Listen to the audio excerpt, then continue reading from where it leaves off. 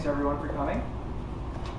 And as you guys know, summertime in Chicago is really fun, and particularly the weekends. And when it comes to weekends in the summer in Chicago, it's festival time.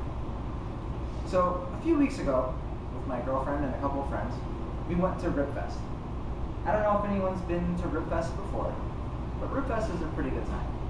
What they have are about 12, maybe 14 different restaurants that show up.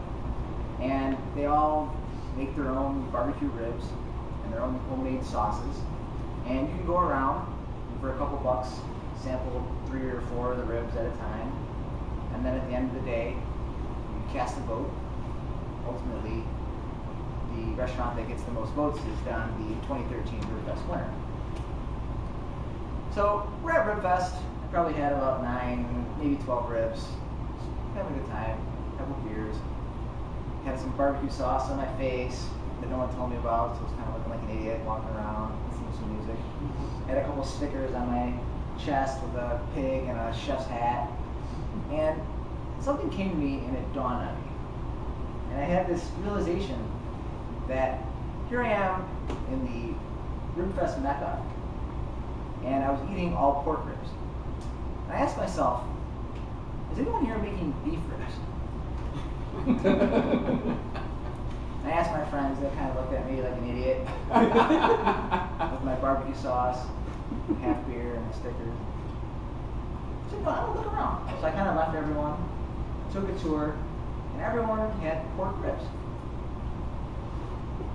So I asked myself, what is it with beef ribs? Have you ever gone somewhere and said, tonight we're serving beef ribs? Or when you go to the grocery store, just see beef ribs? Not that common.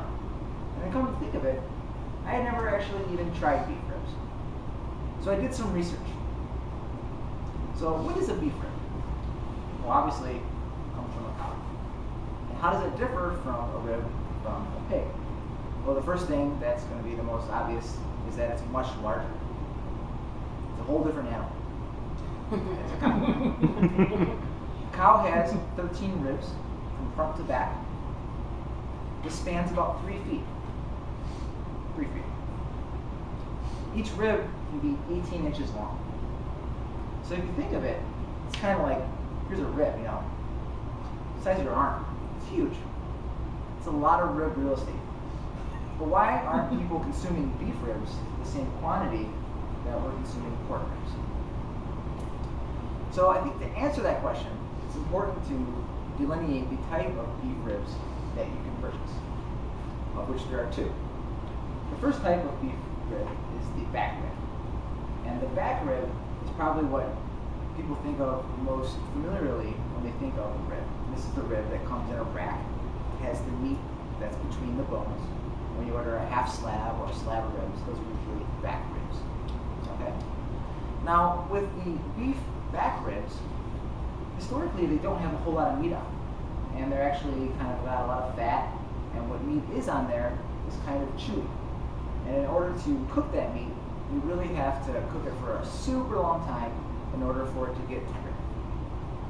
But why isn't there a lot of meat on these bones if you have such a huge animal? Why can't it be like a pork? Back rib? And the reason being is that the back rib, as its name implies, comes from the back of the animal, closest to the spine. So for those of you that aren't butchers, like I'm not, I learned that the back of the animal on the cow is actually where some of the primest cuts of steak come from, like the ribeye, which is this cut of meat that has the rib actually on it, the fillet, as well as the strip steak.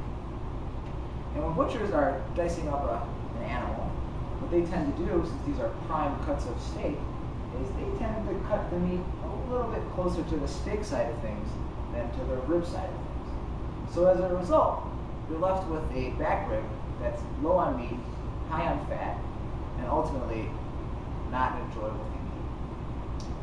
But on the flip side of things, that's not the only rib that we can consume from a cow. The other rib that is available is called a short rib. And a short rib comes from the front side of the animal, right beneath the brisket, from ribs 6 through 10. And here, the meat, as opposed to being between the bones, is actually in front of the bone. And what you find is that the short rib actually has about a good 2 inches of meat on the front of the short rib. The downside to the short rib is that it requires additional preparation to making it once you purchase it, which means it has to be cut once at the butcher's, the long way, and then when you bring it home, you have to cut it again through the rib to make shorter pieces that then you can cook. Additionally, you have to remove a layer of fat from the short rib, so you're not cooking a big glob of grease on your grill. But the short rib, because of its nature with the large amount of meat, can actually be cooked medium rare, which allows for a lot of flavor as opposed to cooking it forever just to get it tender. And it also is particularly good if you smoke it, because of the way the muscle there takes on a lot of the smoke, and so you have a very flavorful short rib on the smoker. So next time you're eating ribs, keep in mind that pork ribs aren't the only thing that you have to eat. You can get beef ribs, but if you're going to get beef ribs, you probably got to go somewhere special to get them. So yesterday, just to kind of prove my point after I did my research, I was off from work, and for a reason that's beyond this talk here, I was up at 5 a.m. and I said, you know what, I'm gonna make some beef short ribs. So I went down to the meat packing district area in Chicago and started driving around 6 o'clock in the morning, Starbucks in my hand, and I was gonna walk into one of these butchers and just buy some ribs. Of course they're closed, but all these trucks around, and so I pulled up my phone, Googled it, and I found one that was open. I forget the name of it, but it was at 842 West Lake Street if you want to go there. Didn't know if I could go in, kind of see the place, what's got the plastic, and all the guys are walking around in white suits, and walk in and it's freezing cold in there like a refrigerator. And I was like, you guys got beef ribs? I was, hell yeah, we got beef ribs. We came back to a back room of beef ribs. And I was forced to buy 10 pounds of short ribs at $4.59 a pound. Wow. So $46 later, came home with my 10 pounds of cut short beef ribs, threw them on the smoker, drank a beer, and 6 hours later, I can tell you, those are some tasty ribs.